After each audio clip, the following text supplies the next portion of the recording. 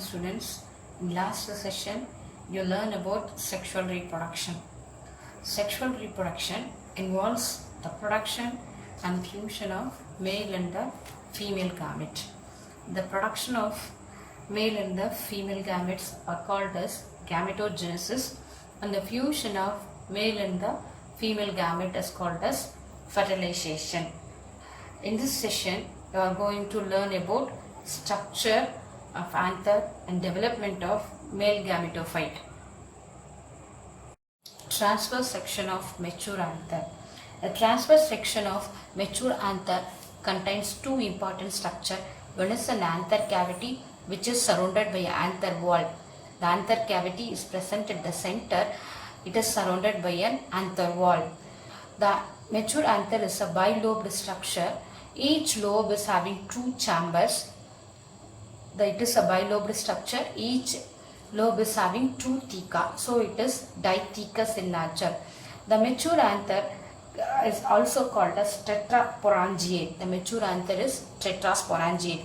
Sporangiate in structure.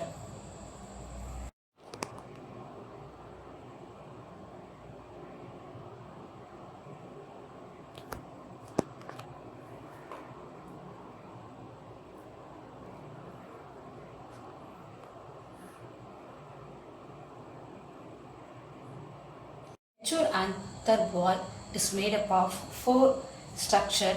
The outer is epidermis. Inner to the epidermis, endothecum is present. Inner to the endothecum, middle layer. The innermost layer of the anther wall is a tapetum. The first layer is epidermis. Below the epidermis, endothecum is present, and the third layer is middle layer, and the innermost layer of the anther wall is a tapetum.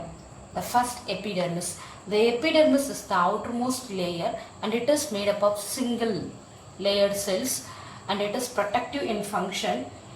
The cells undergoes perpendicular cell division to cope up to the enlarging internal tissue. The epidermal cells are made up of single layer. It consists of elongated cells which are protective in functions, and these cells undergoes a perpendicular repeated cell division to cope up to the enlargement of internal tissues. Inner to the epidermis, the endothecum is present. The endothecum is made up of single layered radially elongated cells. The tangential, that is the inner tangential wall of the endothecum, is consist of a thickening which is made up of alpha cellulose. This band-like structure is present sometimes in radial walls also. This structure is hygroscopic in nature. Hygroscopic means the cells which have the ability to absorb the moisture from the air. So the inner to the epidermis, the endothecum is present. The endothecum is consists of radially elongated cells. The tangential walls of this endothecum is consist of a band of alpha cellulose which are thick in nature. These cells have the hygroscopic nature, that it can absorb water from the air. So this thickening is absent in some aquatic plants, Celastogamous flowers and parasites. This thickening is mostly absent.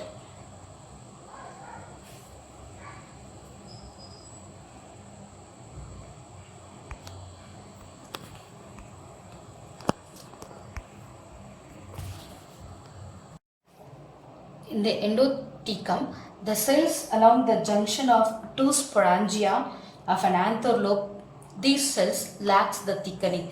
Such cells are called as stomnium. The cells which lack the thickening at the junction of two sporangia are called as a stomnium. The hygroscopic nature of the endothecum and the stomnium is helpful for the dehiscence of the anther.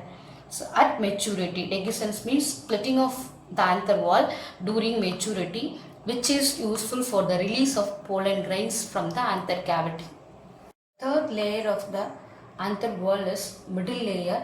The middle layer is consist of 2 or 3 layers which are present below the endothecum. These cells are short-lived. On maturity of the anthers, these cells disintegrated or crushed. The innermost layer of the anther wall is tapetum. It attains maximum development during the tetrad stage of microsporogenesis. It is dual in nature because partly the cells are developed from the peripheral wall and partly it is developed from the connective tissue. The tapetum is used as a nourishment for the developing sporogenous cells, microspore mother cells and microspores. The tapetal cells are mostly uninucleated or sometimes it contains more than one nucleus or it may be polyploidy in nature. So it contributes the wall layer. The tapetum contributes the wall materials such as sporopollen, pollen kit, trypin and the number of proteins which are responsible for incompatibility reaction. The tapetal cells is used for controlling the fertility or sterility factor of the microspore or microspores. Tapetum is the innermost layer and it is derived from partly from the peripheral wall layers and partly from the conjunctive tissue, so they are called as dual in origin.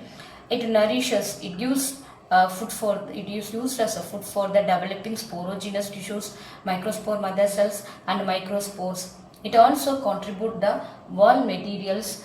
Sporopollen means it is a chemically inert biological polymer which is used in the formation of a exine of a pollen grains. Exine means the outer wall of the pollen grain is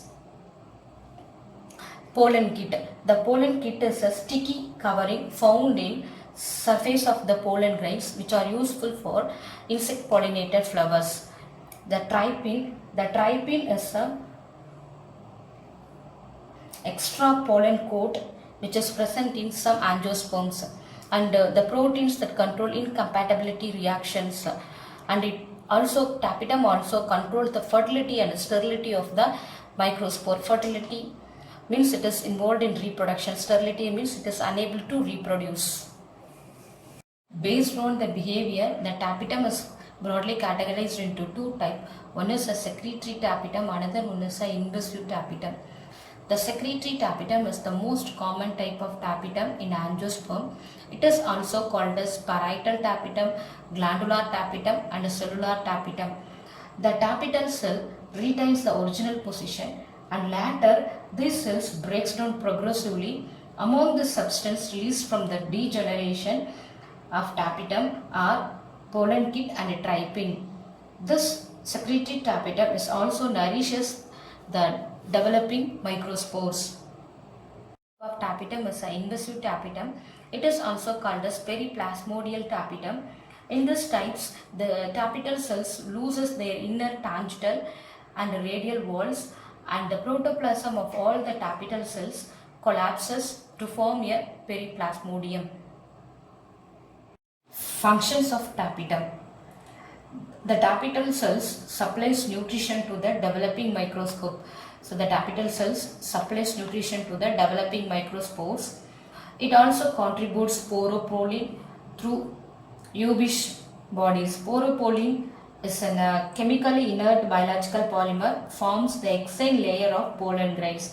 The outer layer of pollen grains is formed by sporopollen through Ubish bodies. The Ubish bodies are acellular structure, appears in the cytoplasm of the tapetal cells during the spore wall formation. These Ubish bodies are only appears at the time of spore wall formation. So these Ubish bodies are formed from the tapetal cells. The pollen kit materials is contributed by the tapetal cells and it is later transformed into a pollen surfaces. The pollen kit are the sticky covering found in the surface of pollen grains found in insect pollinated plants. So it plays a major role in the pollination. So this pollen kit materials are later transferred to the pollen surfaces, that is exine layer, and the proteins which are responsible for rejection reactions are formed from the tapetal cells. So the tapetal cells are involved in the formation of protein which are responsible for the rejection reaction of the stigma. These are some of the functions of tapetal cells.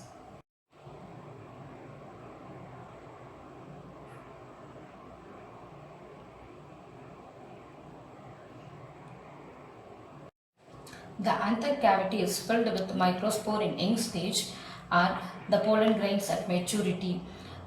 The microspore mother cells undergoes meiotic division. The microspore and mother cells are diploid in nature.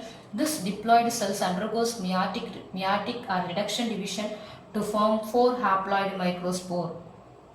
The anther cavity is filled with microspore or pollen grains at maturity. This cavity contains microspore mother cells which undergoes meiotic division or reduction division to form 4 haploid microspores or pollen grains. The last one is connective. The connective is a column of sterile tissues which are surrounded by the anther lobe. The connective is a column of sterile tissue which are surrounded by the anther lobe. These connective tissues are also contain vascular tissues. The vascular tissues are xylem and phloem are present in the connective. It also contributes the inner tapetal layer. So the tapetal layer is a jewel in origin. Partly the tapetal cells are formed from this connective. Next is microspores and pollen grains. The diploid microspore mother cells undergoes repeated meiotic division to produce a haploid microspores. This haploid microspores later develops into a pollen grains. The microspores have two important structures. One is protoplasm, another one is a wall layer. The protoplasm consists of a central nucleus and outer wall is made up of two layers. One is an exine, another one is an intine. The outer wall is differentiated into outer exine and inner intine. The intine is thin and it is uniform and it is made up of pectin, hemicellulose, cellulose and callose together with proteins. The exine is thick and it is made up of cellulose, sporopollen and pollen kit. The exine is not uniform. In certain region it is thin at certain regions. But when these thin areas are small round shaped pores are called as germ pore, or sometimes elongated, they are called as a furrows. It is associated with the germination of pollen tube. So the pollen tube germination takes place through the germ pore. The surface of the exine is either smooth or it may be sculptured in various patterns. So it is sculptured in various patterns. Sometimes it is rod-like or grooved or warped or punctuated. So based upon this sculpturing pattern, which is used for the identification and the classification of some plants. The shape of the pollen grains are also various from species to species. In some species it may be globose or elliptical, ellipsoidal or fusiform or lobed or angular. The size of the pollen grains is also varies from one species to the other species. For example, the size of the pollen grains varies from 10 micrometers to 200 micrometers. 10 micrometers in Myosotis and 200 micrometers in some families of Cucurbitaceae and Nyctaginaceae. The wall material sporopollen is formed from pollen cytoplasm and also the tapetum. So this sporopollen is derived from carotenoids. It is resistant to both physical and biological damages. It is helpful. The sporopollen is helpful and it is resistant to strong acids, alkali and enzyme action. So it is used to preserve the pollen grains for a long period as a fossil deposits, and it also, the sporopollen is also useful for the plants, useful for the pollen during its journey from anther to reach the stigma for cross pollination. Pollen kit, which is formed from the tapetum, is yellow or orange in colored. It is formed from the carotenoids or flavoproteins. It is an oily layer which is present in the pollen surface. It is thick viscous coating over the pollen surface. It attracts the insect for pollination, and also it used to protect the pollen from the damage of UV rays. Development of male gametophyte. The microspore is the first cell of male gametophyte, which is a haploid in nature. The nucleus of the microspore is divided into two nucleus. One is a generative nucleus, another one is a vegetative nucleus. A wall is laid around the generative nucleus, which is divided to form two unequal cells. The larger cells, which stores reserve food material, is called as a vegetative cells, and the smaller cell is called as a generative cells.